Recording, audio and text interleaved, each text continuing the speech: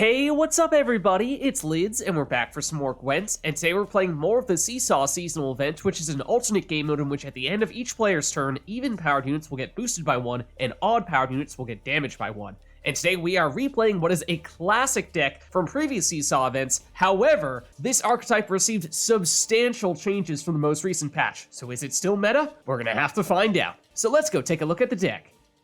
So today we'll be playing a Northern Realms Royal Inspiration deck, which once upon a time was arguably the single most effective leader ability in this event because it had an amazing ability to keep most, if not all of your cards on even power at the end of every turn to maximize the amount of boost that you received from Seesaw. Now, since the most recent Royal Inspiration rework, that's perhaps not going to be quite as feasible. However, there are of course a bunch of new Knight cards or Knight reworks that could still find a very good place in this event. So that is, the goal of this deck is to see just how effective Royal Inspiration is. Is it still top tier, or is it perhaps a tier or two below that? Not to mention, when I did the Damsel in Distress reveal a few weeks ago, I did specifically single out this event as a good time to try out this card, because Vitality is another great way to maximize your boost in this event. Because, as I was saying before, you want to try to get as many cards on even power as possible and keep them on even power as long as possible to maximize the free boost that you get from Seesaw. And Vitality on an even powered unit means that it will stay on even power at the end of your turn, and so that means as long as it has Vitality, it's going to keep on getting boosted from Seesaw every turn. So with Damsel in Distress giving you a mad charge when you played on a Knight with Vitality, then yes, that is another way to get even powered cards as long as possible. So that's one way that, of course, we'll be looking to maximize our boosts, and in general, of course, as you can probably tell, yes, this is a boosting deck. So although Royal Inspiration might not be quite as good at keeping cards on even power as it used to be, Vysogota of Corvo is still amazing at doing that, because you can spread out your boosts and make it so that every card that is on odd power, just give it a 1-point boost and suddenly it's on even power. So that's going to be absolutely one of the keys, and is probably in and of itself enough for you to win one round. And so in general, of course, Vysogota is somewhat vulnerable, especially on 3 power at an odd number, means he's going to get damaged by Seesaw at the end of your turn if you don't immediately have a way to boost him. So generally, you're going to want to try to hide him behind Donimir when you are opting to play him. And then, of course, as I said, you can try to split up your boosts across as many cards as possible, just keep them all on even power. Or, ideally, if you have boosts to spare, you can direct them toward Tridam Infantry to get some additional damage, because he, of course, deals damage every time he gets boosted. So you want to try to keep this guy on even power and give all of your spare boosts over to him, which you can also get from cards like Temerian Drummer, as well as Strenger. So across those two and Vysogota, that is a great way to get a bunch of boosts on that Tridam Infantry. So that is going to be one of your keys to success. He is, of course, not a Knight, and so generally what I'd like to do is go for a Tridam Infantry Vysogota-centric round for one of the rounds we're trying to win, and then for the other one, we'll focus on Damsel in Distress, and of course this is based off Knights, and so for that round, we'll be focusing on, well, playing our Knights. And so usually that means early on you're playing the Redanian Knight, which, because it starts on even power and gets boosted by 1 automatically every turn, add in the boost from Seesaw, and it is a 2-point per turn engine without any additional support necessary, and that makes it really quick for you to hit that Grace 8, so that's nice as well.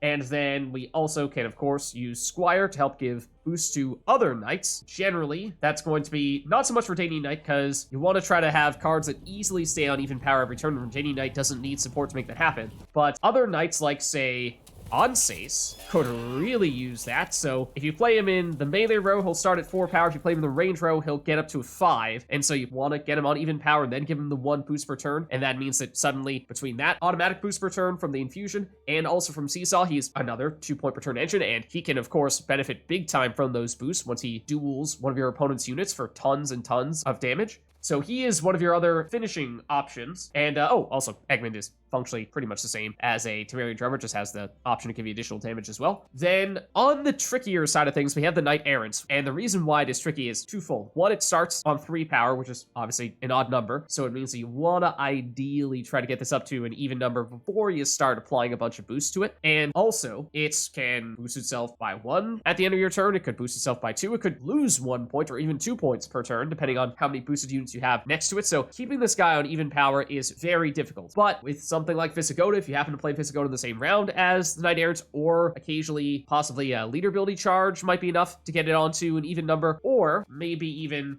one of the mad charges that we have in our starting deck, because this gives a 5-point boost, it'll turn an odd-powered Knight Errant into an even-powered Knight Errant, or, of course, there's also the mad charge that comes from the Damsel in Distress as well. So those are other ways to try to keep him on even power for as often as you can. Make that happen, and if you do, then suddenly this is just crazy how many points per turn you can get, because if it's getting boosted by Seesaw, that's 1. You can get boosted by both of the units on either side of it, that's 2 more for 3 boosts total. And then if you throw the boost from Bronwyn the Bold, which you'll get from the Maiden Shield once it hits its Grace 8, or really Grace 14. This basically makes it so that you're getting twice as many boosts on a card that you would normally receive. So you put this on either Tridam Infantry if you are playing Tridam Infantry in that round, or maybe a Knight Errant if you have a lot of support to boost that up, and that card is going to get boosted like crazy. And so that's really the closest thing we have to what we used to have in the Seesaw event with Northern Realms Royal Inspiration, where once again we are bringing back the Northern Realms space program, boosting cards to the moon. So that makes me really happy. Other than that, we also have another finisher, Vissegerd, who gains damage based on how many boosted units we have, and of course our entire deck is focused on getting as many boosts as possible on as many cards as possible, and so he should have a lot of charges there to deal damage. Bear in mind he does not have Zeal, so you're going to need to play him on your second to last turn, ideally. Other card that we would like to use, who is also a knight, is Reynard, who will, once again, boost every unit, and if he gets up to Grace 12, then he'll have an order that we can use to boost all of our cards again. And because this is a 1-point boost, this is actually one of the best ways, both of these are, to get a Knight Errant onto even power, because if you already have Reynard on the board, you play Knight Errant, it immediately starts at 4, which is really convenient. Or if maybe you already have Knight Errant on the board, it's gotten boosted a bit, and it's back onto an odd number. If Reynard hits his Grace 12, then you can use that order ability, and you can get that Knight Errant back onto an even number, or any other card for that matter. And that's just about it. We do also have Dunn Banner for a little bit of thinning. It's not a super high priority, but of course it is there. And then tutors, but that's about it. So, of course, the idea of the deck, as I said, is all about getting as many boosts as possible on as many cards as possible. Or if you have Prince Anseis, or if you have a Tridam Infantry, then those are some cards that you can deliberately focus in as many boosts as possible on those cards. Of course, you can hide it behind Donimir. That's probably going to be a little bit of a safer option, because if you get a 20 or 30 point Tridam Infantry, then obviously if your opponent has any tall removal, they're going to go after that card. But other than that, the key question is, how's it going to stack up compared to the previous Seesaw Royal Inspiration decks? Well, let's go see it in action. Unfortunately, like last time, I still have a very stuffy nose and sore throat, so I had to keep the match commentary to a minimum, otherwise I'd never be able to finish this video. Alright, so for our first match, we'll be going against Nilfgaard here, because this is actually the match in which we had the most success setting up our engines in 2 separate rounds, and therefore this match should give you the best sense of how you should play this deck. Obviously, it's Nilfgaard, so they have some control, but because we have so many engines, they can't shut everything down, with one very notable exception that I'm sure you will recognize as soon as you see it.